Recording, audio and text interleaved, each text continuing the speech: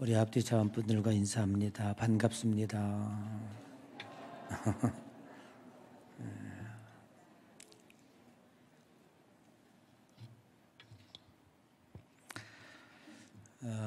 오늘 여러분들에게 하나님의 놀라우신 은혜와 축복이 함께 하시기를 주님의 이름으로 간절히 축복합니다.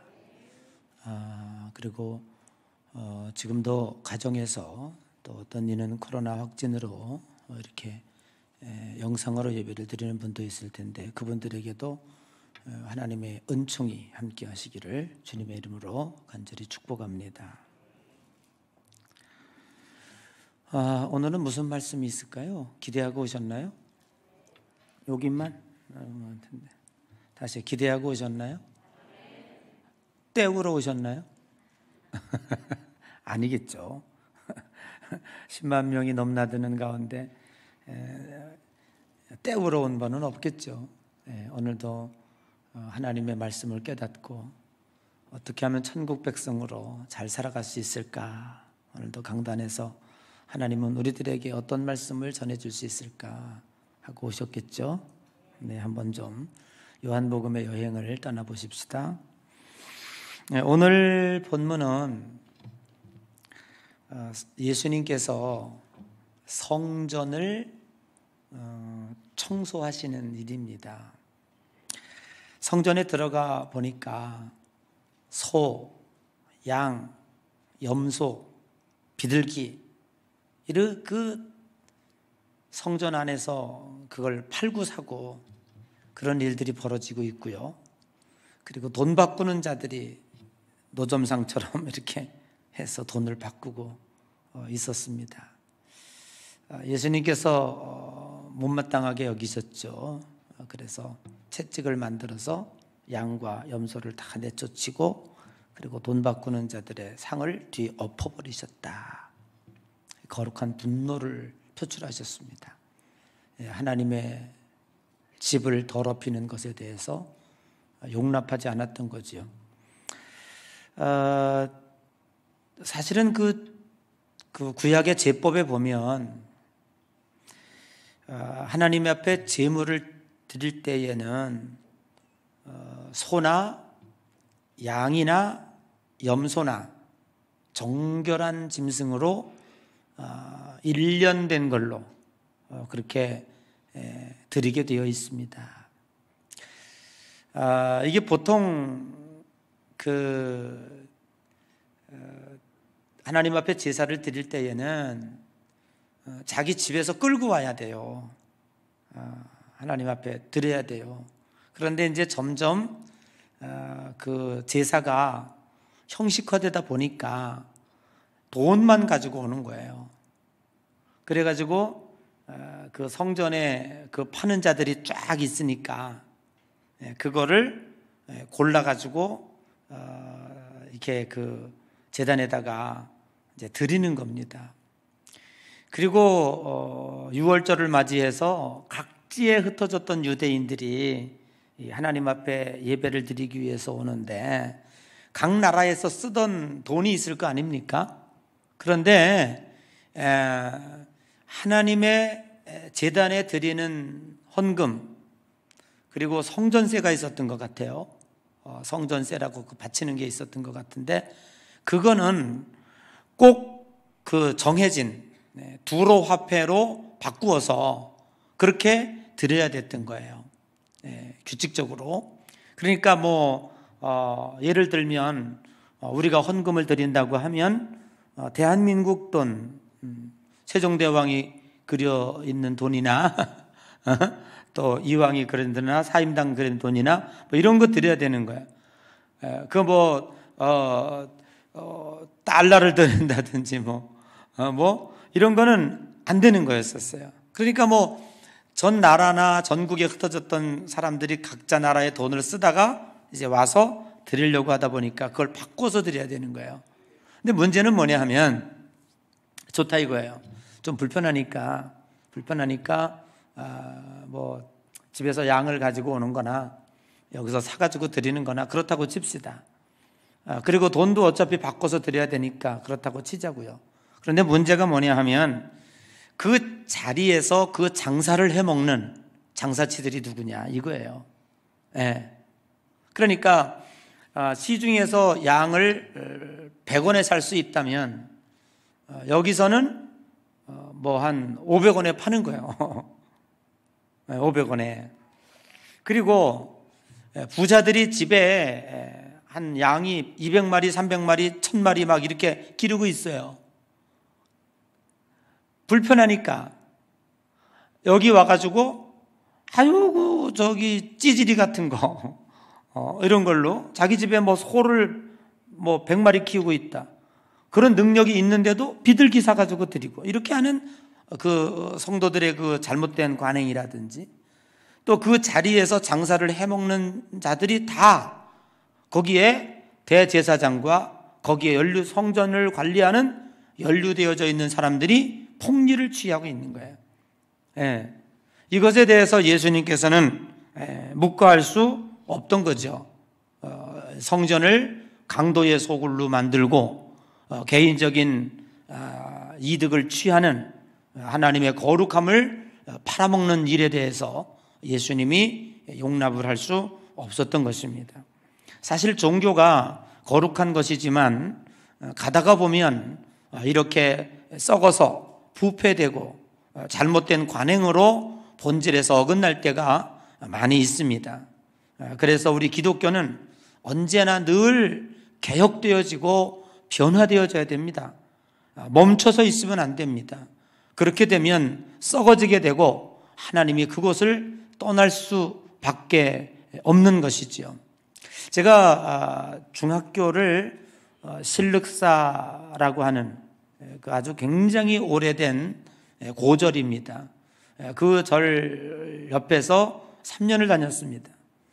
그런데 4월 초파일이 되면 서울에서 관광버스가 수십 대 내려옵니다. 뭐하러 내려오냐면 초파일 지키러 그 절에 오러내리는데 그 행사 중에 하나가 방생하는 행사예요. 조그만 자라를 한 달아 갖다 놓고 저 위에서 돈을 주고 사. 이제 불교인들이 와서 그걸 얼마 주고 사.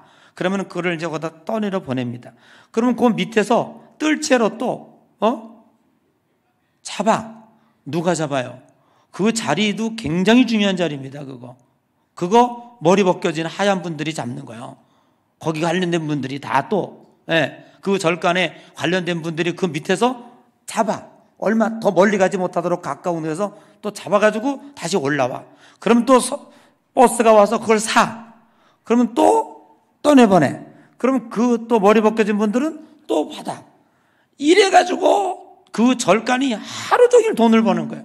그러다가 못 잡은 거 있어. 그러면 애들이 가서 밑에서 잡아. 그 이제 우리 몫이죠.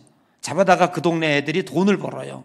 그런데 하루 종일 그 짓 하다 보면 자라가 기운이 빠져가지고 죽어. 아니, 살리고자 한 종교의식이 이렇게 생물을 죽이는 일이 된다 이 말이에요. 그리고 그거를 뜰채를 떨어서 돈을 버는 절간이 이게 과연 온전한 거냐. 만약에 부처님이 오셨다면 뒤집어 엎었을 거예요. 이런 일을 왜 하고 있냐고. 이런 놈의 짓을 왜 하고 있냐고. 아마 뒤집어 엎었을 거라 그 말이죠. 그러니까 이러한 그 부패한 일들이 종교에 있을 수 있다는 얘기죠. 제가 유럽에 여행을 가다 보면 아주 마땅치 않은 거예요. 유럽은 성당이 많지 않습니까? 그죠? 다 성당 자랑이에요. 성당이 텅텅 비고 거기 뭐 주일날 미사 드린 사람 몇 명 안 돼. 그리고 전부 구경꾼들은 그냥 바글바글바글해요. 그런데 성당 가면 느꼈던 게 을씨년스럽고 춥다, 으시시하다, 뭔가 좀 나올 것 같다, 그런 느낌이 있어요. 그런데 참 못마땅한 게 그 성전 지하나 아니면 성전의 가장 명당 자리에 성인이라고 하며 거기를 그 성당을 미사를 하고 지켰던 무슨 신부, 그들의 묘가 거기 있는 거예요. 네. 그 묘를 관람하러 오기도 하고. 그래서 내가 이런 생각을 했어요. 아니, 죽으면 저 땅에 가서 그냥 썩어서 묻히지. 아니 하나님의 집 거룩한 성전에 무엇을 잘랐다고 자기가 거기 묘지로 그렇게 쓰나. 그리고 그거를 계속 몇백 년 보관하고 그러고 있는 거예요. 이거는 정말로 하나님의 집이 아니라 사람의 무덤의 집이 아니냐, 이런 생각을 해보게 되고요. 그 큰 성당 안에 벽에 곳곳마다 소예배실이 있어요. 그래서 창살로 다 가둬놨어요. 이거 뭐냐고 물어보니까 이거는요, 이 성당을 질 때에 가장 돈을 많이 낸 사람이 자기네 가족 예배당이야. 그러니까 아무도 못 쓰는 거예요. 자기네 가족들만 와서 문 열고 들어가서 거기서 자기네 가족들만 거기서 또 미사를 드리는 거예요. 그걸 집례를 해주는 거예요. 아니 무슨 돈 많이 냈다고 그럼 다른 분들은 이런 데서 예배 드리고 거기 자기네 가족 예배당이 있고, 그러니까 예배당을 자기네 가족 소유로 만드는 그러한 관행들이 있었다고. 부패도 보통 부패한 게 아니죠. 이것이 관행. 그렇게 해서 성당을 지면 뭐 할 것이고, 그렇게 해서 하나님의 집을 지면 뭐 할 것이냐, 거기 과연 하나님이 계실 것이냐라고 하는 물음을 갖지 않을 수가 없었던 거예요. 그 가난한 사람은 자기 개인 예배당 갖고 싶어도 못 갖고, 부자들은 돈 많이 냈으니까 그거 몇 개씩 해서 해주고, 이런 일들이 이루어지고 있다 그 말이죠. 이런 것들이 종교의 잘못된 모습이다. 예수 그리스도께서 그런 것을 보시고 노끈을 만들어서 거기에 있는 가축들을 내쫓이고 돈 바꾸는 자들의 상을 뒤엎었습니다. 하나님의 집인 성전을 사랑하는 예수님의 열정은 거룩한 분노로 나타났습니다. 성전은 개인적 이윤의 장소로 타락한 당시의 상황은 한두 번 있었던 일이 아니라 너무나 오래된 악습이었고, 온건한 설득이나 점진적 방법으로서는 해결할 수 없었습니다. 그렇기 때문에 예수님께서는 노끈으로 만든 채찍을로 그들을 내어 쫓았던 것입니다. 여러분, 노끈이라고 하는 것은 죄인들을 형벌로 치는 일반적인 형벌이었고, 그리고 또한 하나님의 형벌과 심판을 의미하고 있습니다. 그러므로 이 사건은 어떤 교훈이라기보다 하나님의 성전을 더럽힌 자들에 대한 메시아로서의 징계와 심판을 행하셨다고 하는 사실입니다. 사랑하는 성도 여러분, 성전은 무엇을 의미합니까? 성전은 분명 하나님의 집입니다. 성전은 하나님의 임재의 상징입니다. 구약 초기에는 성전이 없었습니다. 하나님이 임하는 곳이 곧 성전이었고 제사의 장소였습니다. 그래서 야곱은 그곳에 돌을 세우고 하나님 앞에 제사를 지냈습니다. 아브라함도 특별한 제사 장소를 두지 않았고 이동하며 하나님이 임재하는 그곳에다가 제단을 쌓았습니다. 그러다가 출애굽 이후에 하나님께서 성막을 허락하셨습니다. 이동식으로 천막으로 만들어서 성소와 지성소를 만들고 거기서 하나님께 예배를 드리게 했습니다. 그러다가 BC 957년 다윗의 소원을 받들어 솔로몬 왕이 7년 만에 예루살렘 성전을 완공하게 됩니다. 그러나 이것은 몇 차례에 걸쳐서 재건하게 되고 수축하게 되고, 오늘 예수님이 서 있는 이 성전은 바벨론 포로 70년 만에 돌아와 무너진 성전을 재건하는 그러한 장소가 지금 바로 예수님이 서 있는 이 예배당이었습니다. 예루살렘 성전은 유대인들에게 모든 시대를 통하여 삶의 중심지였습니다. 하나님의 현존을 상징하는 성전은 이스라엘 백성에게 예배와 기도의 중심지였고 강력한 상징적 역할을 하고 있는 것이었습니다. 성전은 하나님이 임재하시는, 하나님이 계신 곳으로서의 가치를 가지고 있습니다. 이스라엘 백성들이 제사를 드리며 하나님을 만나는 유일한 장소입니다. 하나님의 용서와 계시를 받으며 그리고 하나님의 축복을 받는 거룩한 장소입니다. 이 세상에 현존하고 있는 건물 중에 이보다 더 소중하고 가치 있는 건물은 어디에 있겠습니까? 누구든지 성전을 모독하는 것은 하나님을 모독하는 것이고 유대인을 도전하는 것으로 생각하지 않을 수 없었던 것입니다. 그런데 예수님께서는 19절에 이렇게 말씀하고 있습니다. 예수께서 대답하여 이르시되 너희가 이 성전을 헐라 내가 사흘 동안 일으켜 세우리라 라고 말씀하고 있습니다. 예수님의 이 말에 유대인들은 몹시 화가 났을 것입니다. 이들이 생명처럼 지켜온 성전을 모독하는 언사로 그들은 받아들였을 것입니다. 46년 동안 지은 이 성전을 3일 만에 짓겠다고 하는 것 또한 오해하기 충분했습니다.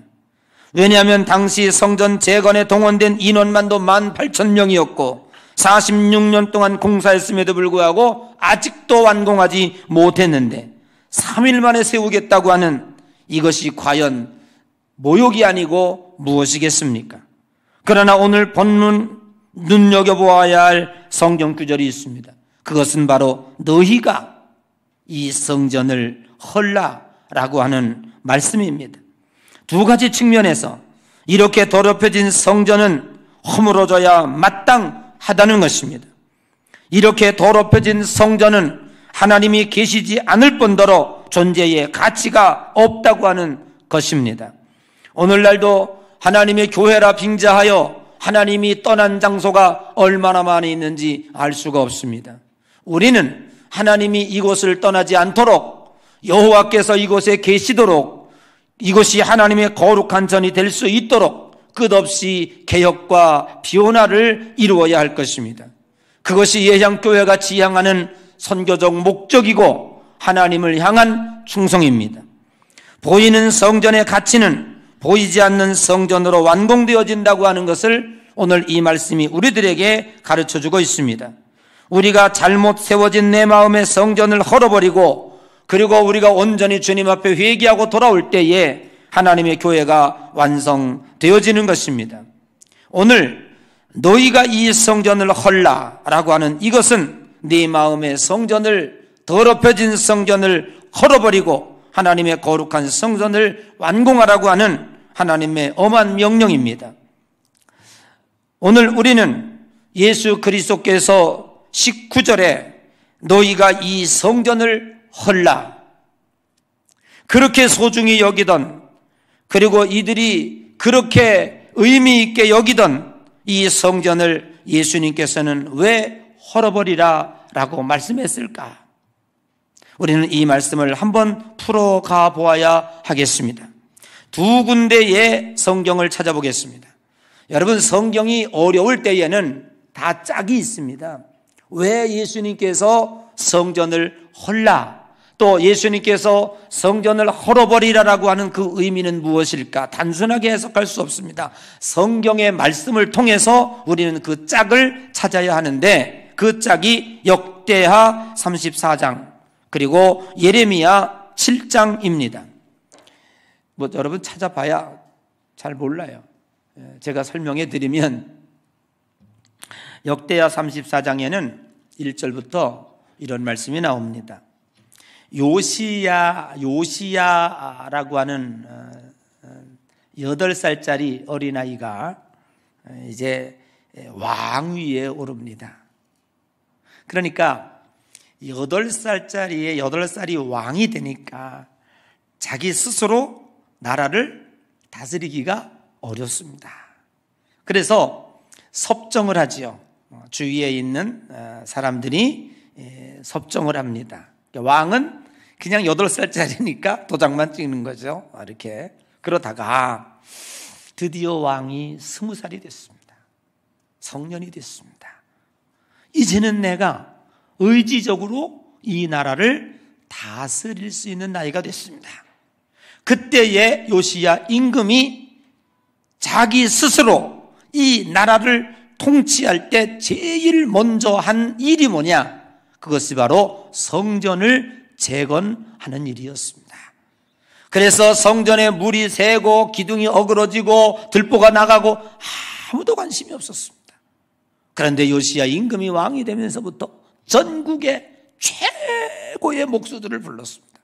그리고 돈을 충분히 줘서 대들보를 다시 갈고 기둥을 다시 세우고 갈라진 벽돌을 맞추고 해가지고 온전히 교회를 착한 성전을 만들었습니다. 그리고 전국에 있는 아세레상 모든 우상들, 산당들, 아로 새긴 우상들을 깨뜨려 버리고 그리고 정리를 했습니다. 그리고 이 성전을 재건하고 정리하는 중에 거기서 두루마리 하나가 나왔는데 거기서 하나님의 율법 말씀이 나온 거예요. 그 말씀을 읽다가 얼마나 가슴이 동하고 회개가 나왔는지 전 백성들에게 그 율법을 선포하고 읽으라고 지시했습니다. 얼마나 놀라운 일이 벌어졌는지 몰라요. 이렇게 하나님 앞에 착한 일을 하니까 역대의 왕보다도 큰 축복을 요시야 왕에게 해주셨습니다. 하나님께서 그에게 축복하셨습니다. 그런데 이것으로 끝나지 않습니다. 여기서 끝났다면 이 짝이 맞질 않아요. 이렇게 요시야 왕이 세운 이렇게 성전을 중요시 여기고 그 성전을 재건하고 보수하는데 하나님이 기뻐 여기시면서 축복하셨는데 예수님께 오셔서 이 성전을 헐어버리라, 이 말이 맞아요? 맞지 않잖아요. 아니, 하나님이 기쁘시게 여기시는 이 성전을 헐어버리라니 도대체 그것은 무슨 뜻이냐? 그래서 우리는 예레미야 7장으로 들어가 보는, 예레미야와 요시야는 동시대 사람입니다. 한쪽에서는 성전을 보수하고 성전을 정결하게 하고 성전을 재건하고, 그래서 하나님이 그에게 축복하시고 그거 다 하십니다. 잘했다, 너 참 정말 잘하는 짓이다 하고 그에게 마음껏 축복하십니다. 그런데 한쪽에서는 예레미야라고 하는 선지자를 세워서 하나님이 뭐라고 말씀하십니까? 예레미야서 7장 1절 이하의 여호와의 말씀이니라 너희는 들어라, 그러면서 그들에게 이야기합니다. 여러분, 7장 4절 우리 한번 이것은 읽어봐야 됩니다. 여러분, 우리 앞에 떴는데 우리 7장 4절을 큰 목소리로 한번 읽어보십시다. 한번, 자, 시작.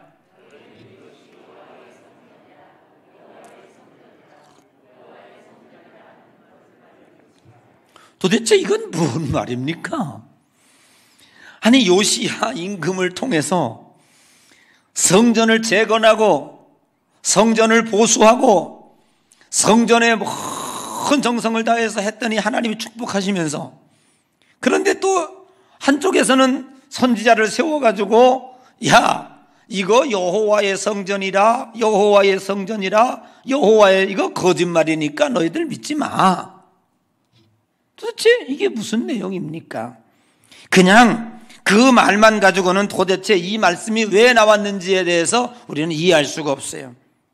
여러분, 이 말씀의 의미는 5절부터 해서 의미를 정확하게 하고 있습니다.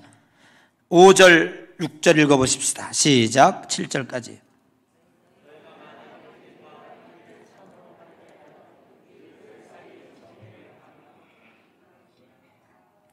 왜 그소거밖에 안 썼어?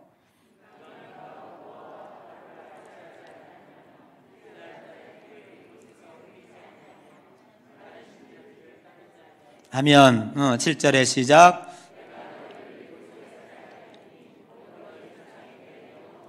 아멘. 자, 보세요.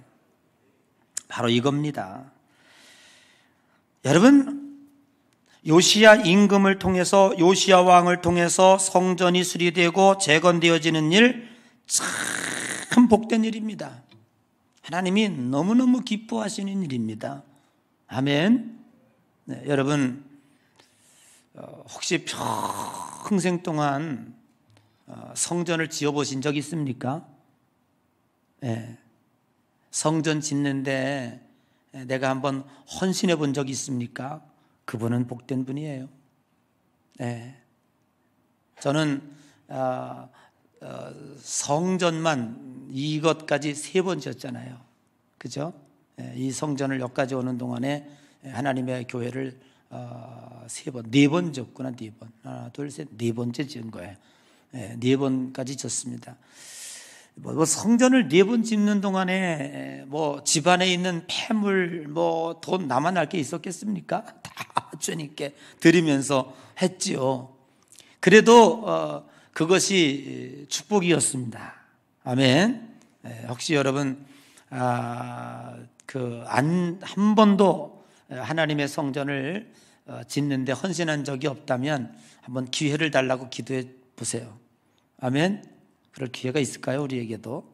하나님의 성전, 하나님, 내가 주님 앞에 가는 동안에 하나님의 성전을 짓는데 좀 벽돌 하나라도 얹을 기회가 있으면 좋겠는데, 그런 기회가 있으면 좋겠는데, 하늘나라 가서 내게 받을 상이 무엇이 있을까 한번 생각해 봤으면 좋겠는데, 한번 기도해 보셨으면 좋을 것 같아요. 아멘. 어쨌든 귀한 일입니다. 너무너무 귀한 일입니다. 그래서 하나님께서 요시야 왕을 기쁘시게 여겼고 그에게 축복하셨습니다. 그런데 하나님께서 한쪽에서 그 성전을 가리켜서 이것이 여호와의 성전이다. 여호와, 이걸 거짓말이니까 그거 믿지 말아라. 왜요? 하나님의 성전은 건물만 지어졌다고 지어진 게 아니에요. 하나님의 성전은 그곳에 누가 있는가가 중요합니다. 여러분, 거기에 모인 많은 사람들이 이웃들 사이에 정의를 행하지 아니하고 이방인과 고아와 과부를 압제하고 무지한 자들의 피를 흘리고 나서도 내가 여호와의 전에 들어왔으니까 이제 나는 하나님의 백성이고 나는 무슨 짓을 해도 하나님 앞에 구원받을 것이다 라고 이런 착각을 하고 있는 사람들이 이 성전에 모여 있으니 그거 여호와의 성전 아니다. 그럼 바꾸어 말하면 오늘 여기 예레미야 7장 5절 6절 7절에 있는 대로 너희들이 행하며 이방인과 고아와 과부를 압제하지 아니하며 무죄한 자를 피를 이곳에서 흘리지 아니하며 다른 신들을 따라 섬기지 아니하면 7절에 보니까 내가 너희를 이곳에 살게 하리니, 아멘. 여호와의 성전에 들어와 살게 하리니 내가 너희 조상에게 영원 무궁하게 준 땅에서 이니라 라고 말씀하고 있는 거예요. 여러분, 이 세상 우리들이 하나님의 거룩한 성전의 모습으로서 내 마음의 성전을 모신 이 내 개인 한 사람 한 사람이 세상에 나가서 살아가는 나의 모습이 어떤가, 내가 과연 하나님의 백성답게 하나님의 자녀답게 살고 있는가를 우리 스스로에게 묻고 있는 것입니다. 그리고 우리가 하는 종교의 행위들이 정말로 하나님께서 받으실 만한가라는 거예요. 들어오다가 돈 바꾸는 거고, 그리고 양과 염소를 사서 드리고, 그래서 그래 내가 여기 이렇게 드렸으니까 온갖 부조리가 다 저 안에서 이루어지면서 제물만 드리면 됐다 하고 이제 내가 하나님 앞에 구원받은 백성으로서 할 도리 다 했다. 그게 가능하냐 이 말이죠. 하나님은 그런 것을 원치 않는다라는 것입니다. 거기에 대한 아주 심각한 예레미야의 말씀이 여기 나옵니다. 어딜까요? 7장 21절입니다. 자, 얼마나 하나님께서 우리들에게 경고의 말씀을 하시는지 한번 들어봐 주십시오. 자, 7장 21절 한번 읽어봅니다. 시작. 만군의 여호와 이스라엘의 하나님께서 이와 같이 말씀하시되 너희 희생제물과 번제물의 고기를 아울러 먹으라. 자, 이게 무슨 얘기냐 하면 뭐 어떤 이유가 되든지 성전에 왔어요. 아이고, 난 이제 양염소 끌고 가기 지겨워. 그러니까 그냥 돈만 가져가서 성전에서 그냥 아무거나 사가지고 드리면 됐지 뭐, 죽은 놈이 뭐 알게 뭐야. 그리고 드렸든지, 돈을 바꾸는데 뭐 저기서 뭐 몇 배를 남겨서 어쩌든 부조리 가운데 드렸든지, 여기다가 제물을 드렸다 이 말이에요. 제물을 드린 거 잘한 짓이죠. 그런데 이들이 제물을 드렸으니까 제물을 드려놓고 나는 이제 구원받았다, 나는 이제 하나님의 백성이다 라고 생각한다는 거예요. 그거는 문제점이 있다는 것이죠. 하나님께서 여기 강력히 지적하고 있는 것은 너희들이 제물을 드리는 것이 중요한 것이 아니라, 이 성전을 지었는 것이 중요한 것이 아니라 너희들 자신이 어떻게 살았는가, 어떤 동기와 어떠한 정성과 어떠한 믿음과 어떠한 하나님을 향한 사랑으로 드려졌는가, 이게 중요한 것인데도 불구하고 하나님 앞에 제물을 드렸으니까 됐다라는 거죠. 그런데 예레미야는 뭐라고 했어요? 그거 니들이 먹어, 그런 얘기죠. 자, 예를 하나 들어보면 이런 얘기입니다. 부모님 살아계실 때는 참 못되게 한 번도 찾아와 보지도 않고, 부모님께 전화도 드리지 않고 고생을 하다가 이 부모님이 외로워 혼자 사시다가 병원에서 그냥 방에서 혼자 돌아가셨어요. 이 가족들이요, 그게 이제 마음이 아프잖아. 부모가 죽었으니까. 그러니까 제사를 지낸다고 그냥 뭐 온갖 육선이 가득하게 해서 상을 차려놓고, 어머니 우리가 이렇게 상을 잘 차렸어요. 어머니에게 효도한 것입니다. 우리에게 조상들이 주시는 축복을 우리에게 주세요. 이러고 거기서 제사를 지내고 있다면 그 어머니가 화딱지 나겠어 안 나겠어? 화가 나가지고 내려오셔가지고 야 이거 니들이 처먹어. 내가 먹고 가냐? 너희들이 아무리 제사상을 많이 차린다고 할지라도 내가 먹고 간 거 너 봤냐? 제사 지내고 절구 볶고 먹고 전부 지들이 나눠 먹는 거지. 다 지들이 먹잖아요. 누가 먹습니까? 조상이 와서 먹고 갑니까? 하나님이 그 얘기하고 있는 거예요. 여러분, 금도 내 것이요 은도 내 것이라고 하셨고 하나님 나라에 뭐가 없겠습니까? 양 잡아 올렸으니 하나님 이거 잡수세요? 하나님 언제 그거 드셨습니까? 한 번도 잡순 적 없어요. 그거 다 자기들이 갖다가 나눠 먹었어요. 여러분, 우리가 하나님 앞에 제물 드렸습니다, 헌금 드렸습니다. 하나님이 쓴 거 하나도 없어요. 다 니들이 썼잖아요. 그래놓고 이제 하나님 됐다고요? 나는 어떻게 살아도, 내가 어떤 방법으로 살아도 이 정도 했으니까 나 천국 간다고 믿는다고요? 하나님은 그게 잘못됐다는 것입니다. 여러분, 우리들의 마음의 성전을 잘 지어야 됩니다. 그리고 하나님의 자녀답게 합당하게 우리들이 하나님 앞에 거룩하게 이루어져야 되는 것이죠. 그래서 하나님의 성전은 건물만 만들어졌다고 성전이 되는 것이 아니라 하나님의 거룩한 백성들이 여기 모였을 때 그 성전이 완성이 되는 것입니다. 하나님이 그것에 오셔서 백성들에게 축복하시고, 그리고 우리들을 통해서 하나님은 영광을 받으시는 줄로 믿습니다. 우리가 하나님 앞에 성전을 지어드리는 것은 하나님을 사랑하기 때문입니다. 우리가 하나님 앞에 제물을 드리는 것은 우리가 하나님 앞에 감사하기 때문입니다. 하나님은 그 마음을 받으시고 축복하시는 것이지, 너희들이 그것을 드렸기 때문에 그것을 하나님이 먹으시고 우리에게 복을 주시는 것은 아니라는 거예요. 하나님이 언제 잡수셨습니까? 하나님이 그 돈 언제 쓰셨습니까? 그러니까 예레미야는요 아주 심각하게 얘기해요. 여기 지금 너희들이 아울러 먹으라 그렇게 말하고 있잖아요. 그런데 아마 조금 못되게 썼다면 니들이나 처먹어라 아마 그렇게 썼을 거예요. 그거 내 살찐 송아지 잡아놓은 거 그거 나 안 먹어, 니들이나 처먹어, 아마 그렇게 지금 표현했을지도 몰라요. 심각한 표현입니다. 여러분, 우리는 언제나 하나님 앞에 바로 서가고 있는지를 우리 스스로를 점검해 보아야 할 줄로 믿습니다. 여러분, 정리해 보면 예루살렘 성전은 매우 소중한 하나님의 집이라고 하는 것에는 우리는 분명하게 받아들입니다. 하나님의 성전은 하나님의 집입니다. 하나님께서 기뻐하십니다. 하나님께서 그 성전을 짓고 관리하고 보수하는 데 대해서 하나님은 정말로 기쁘게 여기시고 그런 자들에게 축복을 해주십니다. 그러나 하나님의 집에서 그 어떤 명분으로도 성전을 더럽히는 행위에 대해서는 용납하지 않는다고 하는 사실입니다. 우리는 개신교로서 1517년에 종교개혁을 한 이후에 정말로 어떻게 하면 하나님을 기쁘게 하는 교회가 될 수 있을까, 그러한 소속된 교회 단체로 여기까지 오고 있습니다. 그러나 내가 알지 못하는 사이에 우리 또한 이러한 하나님이 기뻐하시지 않는, 그리고 거짓과 부당이득과 잘못된 행태가 난무하고 있지 않는지 스스로 반성해 보면서 스스로 변화, 개혁, 그리고 하나님을 기뻐하시는 교회로 발전해 나가야 할 줄로 믿습니다.